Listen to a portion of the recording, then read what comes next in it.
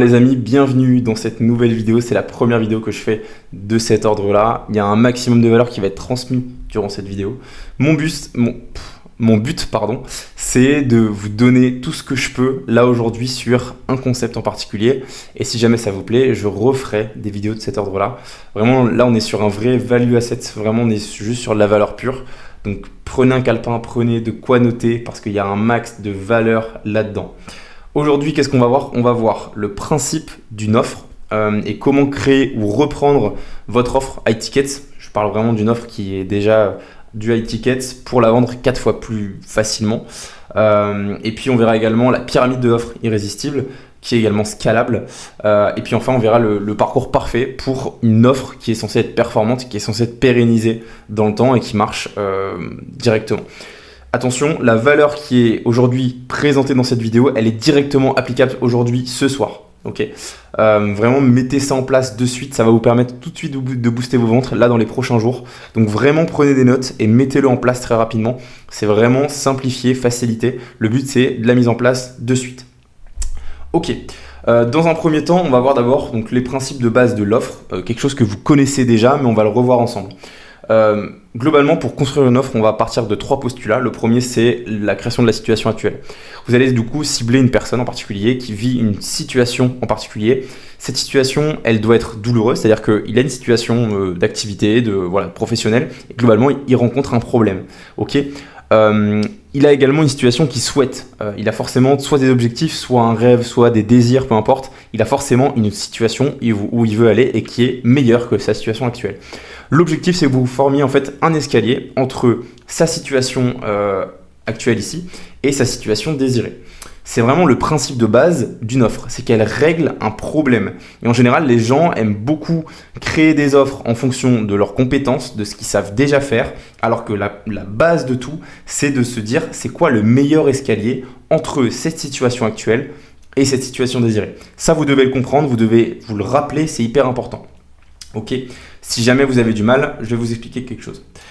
Globalement, si vous avez du mal à aujourd'hui créer une offre, ou en tout cas à réfléchir de cette manière-là, vous pouvez prendre rendez-vous avec moi directement et je vous ferai en fait un diagnostic de l'offre que vous pourriez créer. Je vous aide à identifier potentiellement vos axes d'amélioration par rapport à ce que vous faites déjà. Et derrière, je vous filerai un plan d'action clé en main avec également un fichier exclusif de création de l'offre de A à Z qui vous permet de vous questionner correctement et derrière d'aller chercher la bonne offre qui collera avec le marché, qui permettra de vous la vendre beaucoup plus facilement.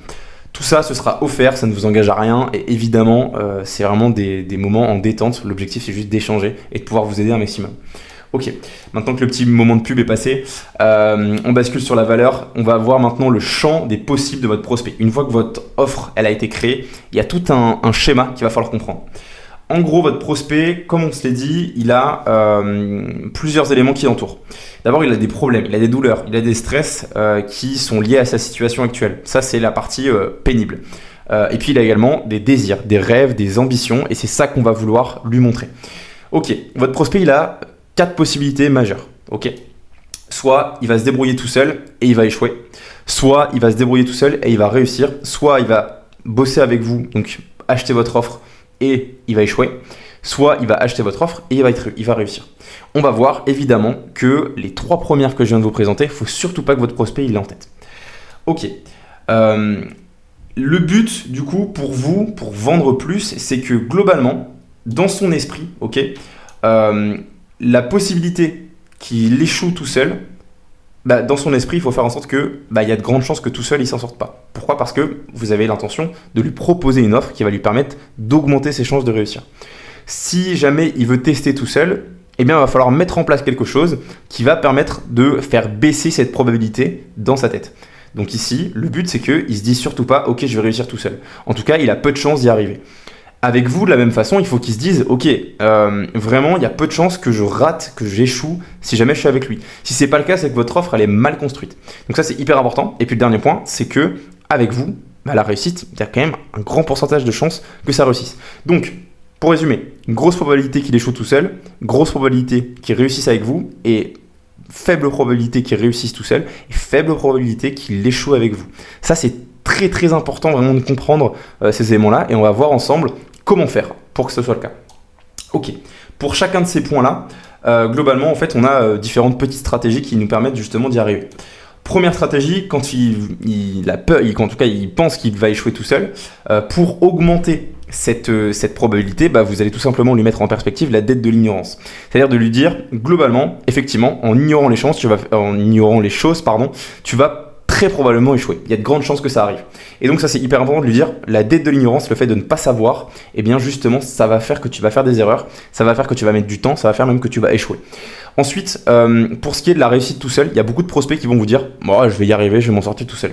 Ok, ça c'est du bullshit. Il faut vraiment qu'ils le pensent que c'est du bullshit. Pourquoi ? Parce que vous devez lui rappeler, ok, ça fait combien de temps que tu galères ? Ça fait 6 mois, ça fait 1 an, ça fait 1 an et demi. Ouais, je suis pas sûr que tu y arrives dans 1 an et demi, tu vois, parce que tu fais toujours la même chose. Donc ça, c'est vraiment important de lui mettre en tête que tout seul, jusqu'à présent, il n'a pas réussi. Peut-être tester autre chose, ça pourrait être intéressant. Ensuite, pour ce qui est de échouer avec vous, là, clairement, c'est la partie béton de votre offre. C'est un petit peu ça que je veux vous montrer aujourd'hui. C'est que si votre offre, elle est béton, vous allez pouvoir mettre derrière une garantie de résultat qui est également béton. Et donc, quand vous allez construire votre offre, premièrement, on va voir après qu'il va falloir qu'elle soit hyper bien construite de A à Z. Et au-delà de ça, que derrière, si jamais ça échouait, qu'il y ait une garantie qui soit tellement béton que l'offre, elle n'est pas refusable. Ok ? Et ça, c'est le dernier point. C'est pour que la probabilité que la personne se dise « Ok, il y a une grosse probabilité que je réussisse avec lui », eh bien, il faut des social proof, il faut des témoignages, il faut une méthode qui est prouvée, qui a déjà marché. Ça va augmenter énormément dans sa tête la probabilité que lui aussi réussissent par cette offre. Donc ça, c'est très très important. Et pour ce qui est des 3 points dont on vient de parler, donc d'augmenter la dette de l'ignorance, voilà, ses croyances, un petit peu changer vraiment ses croyances, c'est votre boulot. C'est augmenter la dette de l'ignorance, c'est lui répéter ça fait combien de temps que ça dure, que tu galères tout seul, et c'est aussi d'avoir une offre qui est béton et une garantie qui est béton. Ça, c'est votre boulot, c'est votre taf, et qu'on peut faire ensemble encore une fois.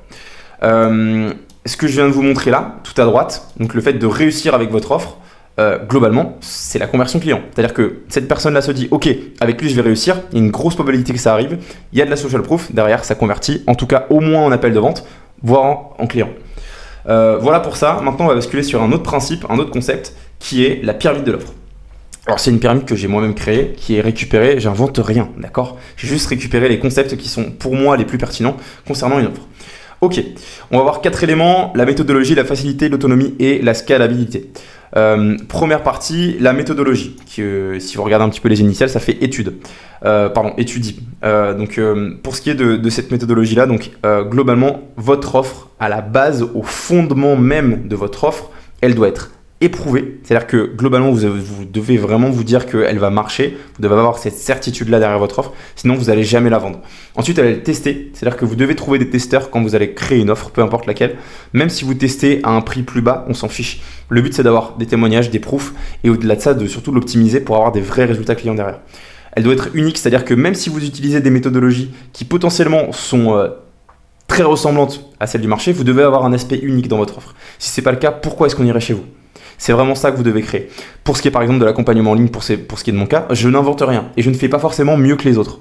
En tout cas, je ne fais pas mieux d'un point de vue méthodologique. Par contre, je vais faire mieux d'un point de vue accompagnement, d'un point de vue de ma personnalité, d'un point de vue de ce que je vais apporter, d'un point de vue purement moi, qui je suis et à quel point ça va coller en termes d'état d'esprit avec mes clients. Donc ça, c'est hyper important, c'est de créer un aspect unique, peu importe lequel, que ce soit votre méthodologie, l'ordre par lequel vous prenez les choses, le focus que vous avez pendant votre offre, bref, quelque chose d'unique. Autre chose, c'est qu'elle doit être dirigée, faire un objectif bien précis. Plus c'est précis, plus vous allez répondre à un problème précis et donc plus vous allez être expert de votre domaine. Donc une offre dirigée, c'est hyper important. Intégrer, c'est également important parce que potentiellement vos prospects auront déjà des activités, auront déjà des choses à faire et donc forcément, il faut qu'elles puissent s'intégrer à leur mode de vie, leur activité, etc. Que ce soit facile à mettre en place, on le reverra également. Et puis exposable, c'est-à-dire qu'elle doit être extrêmement simple à comprendre quand vous allez pitcher. Eh bien vous pouvez l'exposer. De A à Z, vous pouvez dire ok, le plan d'action c'est ça, et même un enfant de 10 ans doit pouvoir le comprendre. Ça, c'est la base même de votre offre. Ok. Ensuite, la facilité. Elle doit être simplifiée, c'est-à-dire que les process doivent vraiment pas être trop compliqués à mettre en place pour votre client. Elle doit être actionnable, c'est-à-dire que vous devez pouvoir mettre en place tout de suite les choses. Et puis elle doit être standardisée parce que potentiellement quand vous allez commencer à augmenter le nombre de clients, si elle n'est pas standardisée, premièrement ça veut dire que votre méthode elle est très personnalisée, mais surtout elle est très chronophage. Et puis au-delà de ça, ça veut dire que vous ne pourrez pas prendre beaucoup de clients. Troisième point, c'est l'autonomie, c'est-à-dire qu'au bout d'un moment, il faut aussi créer une forme d'autonomie chez vos clients. C'est-à-dire que globalement, vous avez besoin de cette autonomie à la fois des clients, mais aussi de vos process pour décorréler votre temps de votre activité, aider plus de monde et au-delà de ça, être beaucoup plus efficace, du coup augmenter les résultats clients, etc. Donc l'autonomie de votre offre, elle est hyper importante. Que ce soit vos clients qui ont des ressources, qui ont de quoi se débrouiller globalement, et vous êtes plutôt là en rôle d'accompagnant, de guide. Ça c'est la première chose. Et puis la deuxième chose, c'est globalement des process internes, de l'automatisation, ce genre de choses, qui vous permettent en fait de gagner énormément de temps et de pas forcément passer du temps dans l'opérationnel. Et puis le dernier point, c'est la scalabilité de votre offre. Une fois qu'elle commence à se développer, que vous avez vos premiers clients, c'est de commencer à la scaler. Même un mini scale, donc passer de 1-2K à 10K, c'est déjà un premier scale à mes yeux. Et 3 points importants là-dessus, on a les coûts décroissants, on verra quel type de coût, notamment le coût d'acquisition client, on en reparlera. Le temps opérationnel qui doit être décorrélé, on vient d'en parler, c'est hyper important de pouvoir décorréler le temps que vous allez passer dans l'opérationnel et le temps que vous avez réellement à disposition pour le développement du business. Et puis le troisième point, c'est une performance de l'offre de manière générale qui est exponentielle, que ce soit les résultats, mais aussi que ce soit la convertibilité en client. C'est-à-dire que quand les personnes vont tomber sur votre offre, elles vont se dire « Ok, c'est l'offre qui est faite pour moi ». Plus elle est performante, plus elle est scalable. Voilà pour ça, pour la pyramide de l'offre. Vous pourrez vous en inspirer, prendre des notes. Je le rappelle, vous pouvez également prendre rendez-vous avec moi si jamais vous le souhaitez. Évidemment, c'est totalement gratuit, totalement offert. Vous pouvez le faire. On fera un diagnostic ensemble. Pareil, on essaiera d'identifier si elle est scalable ou pas. Ensemble, les potentiels axes d'amélioration sur les différents points, acquisition client, conversion, peu importe en fait, délivrabilité, etc. Vraiment tous les éléments d'une offre. Et puis, je vous fournirai un plan d'action clé en main de toute manière à la fin de cet appel. Et je vous donnerai également un fichier exclusif de création de l'offre avec cet aspect scalable justement. Ok, maintenant on va passer sur le parcours parfait de l'offre performante. Ok, alors, ce que vous devez bien comprendre, c'est ça là, c'est ce petit geste ici, qui est le geste de l'accompagnement. Ok, quand vous allez accompagner quelqu'un, ça peut se faire de plein de façons, hein, d'accord ? Même une boutique e-commerce en soi fait un accompagnement. Le service après-vente, c'est une forme d'accompagnement. Le fait de tenir par la main un prospect, c'est une forme d'accompagnement. Un parcours client qui est simplifié, c'est un accompagnement. Le but, c'est vraiment de montrer en fait que l'accompagnement permet de mettre en place des choses qu'on sait déjà. Par exemple, globalement, le rôle de coach sportif, c'est pas le rôle de dire tu dois mieux manger et faire du sport. Ça, la personne le sait déjà. Ce qui est compliqué pour elle, c'est de le mettre en place. Et donc, ce rôle d'accompagnant, en fait, ça va avoir ce rôle de facilitation. Vous allez faciliter la mise en place, vous allez faciliter la transformation. C'est ça que vous promettez, une transformation de leur vie. C'est vraiment cette partie émotionnelle-là qu'il faut comprendre. Vous allez faciliter la mise en place. Ensuite, vous allez chercher l'autonomie. C'est-à-dire qu'au bout d'un moment, vous allez lui dire non seulement ça va être facile à mettre en place, mais ensuite, ça va faire partie de toi. Ce sera dans ton mode de vie. Et ça, c'est quelque chose que vous pouvez promettre dans une offre et c'est hyper important parce que ça va la rendre hyper performante. Ensuite, derrière, c'est le résultat. C'est-à-dire que votre offre lui promet des résultats et elle les obtient. Et une fois qu'elle a obtenu ce résultat avec le client, il y a un certain niveau de satisfaction. Ce niveau de satisfaction, qu'est-ce qu'il vous permet ? Il vous permet de récupérer des témoignages. Et ça, c'est quand même génial. Pourquoi ? Parce que ça va permettre deux choses. 1, une facilitation de l'acquisition client. Et 2, une facilitation de la fidélisation. Parce que si vous avez un client qui est satisfait, derrière, votre prospect va rester plus longtemps dans votre offre, ou en tout cas va vouloir reprendre votre offre. Parce qu'il est satisfait, il est content dans ce qu'il a obtenu. Et ça s'appelle la LTV, Customer Lifetime Value. Globalement, cet élément-là, c'est la durée de vie, si vous voulez, du client dans votre offre. Le deuxième élément, c'est le coût d'acquisition client, le CAC. Et ça, en fait, c'est tout simplement que quand vous allez présenter vos témoignages, les partager, les montrer, ça va donner envie d'avoir le même résultat. Et donc, forcément, ça va vous coûter beaucoup moins cher, ou en tout cas beaucoup moins cher. Alors, quand je dis moins cher, c'est en termes d'argent, mais aussi en termes de temps, pour trouver de nouveaux clients. Vous allez passer moins de temps en prospection parce que les gens vont venir eux-mêmes sur votre compte, sur ce que vous allez faire. Et au-delà de ça, un client qui est satisfait, qui témoigne, c'est aussi un client qui va potentiellement faire de la recommandation. Et donc ça, évidemment, c'est aussi un aspect intéressant de ce côté-là. Voilà un petit peu pour le parcours d'une offre performante. Et maintenant, pour les leçons à retenir aujourd'hui, globalement, vous allez devoir créer dans un premier temps une offre qui répond à ce qu'on appelle un problème dur, douloureux, urgent et reconnu. C'est hyper important de le comprendre. Vraiment, le problème dur, c'est la base même de l'offre. C'est-à-dire que si vous construisez une offre autour de votre compétence, je sais faire ça et je le mets en place et on verra si ça marche sur le marché. Globalement, à part Bernard Arnault avec certaines de ses marques qui ont réussi à faire ça, Vous n'êtes pas Bernard Arnault malheureusement, et je vous recommande plutôt de penser d'abord à quel problème je peux régler, potentiellement copier les autres en y ajoutant votre patte. Vous aurez beaucoup plus de chances de vendre plus facilement.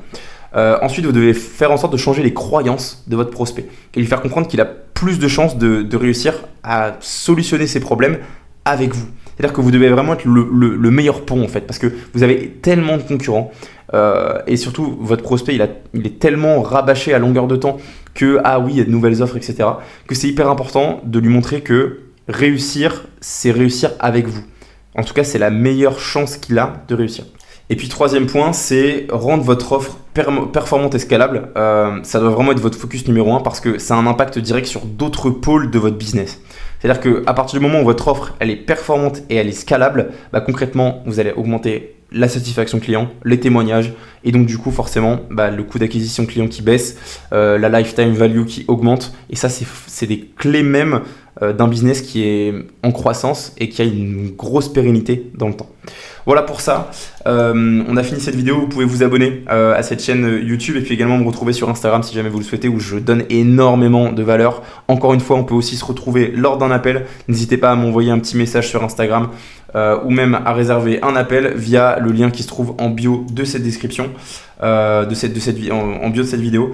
Donc voilà, merci pour votre écoute. On se retrouve très bientôt. Si jamais cette vidéo vous a plu, n'hésitez pas à commenter, à me dire potentiellement ce que je pourrais améliorer. Je suis toujours dans cet esprit-là d'amélioration. Donc n'hésitez surtout pas à me dire ce que je peux faire de mieux dans cette vidéo. J'espère vous avoir apporté un maximum de valeur en très peu de temps. J'essaie d'être hyper concis, d'être hyper simplifiant là-dessus. Merci à vous pour votre écoute si vous en êtes encore à là dans cette vidéo. Passez une très belle journée et à très vite.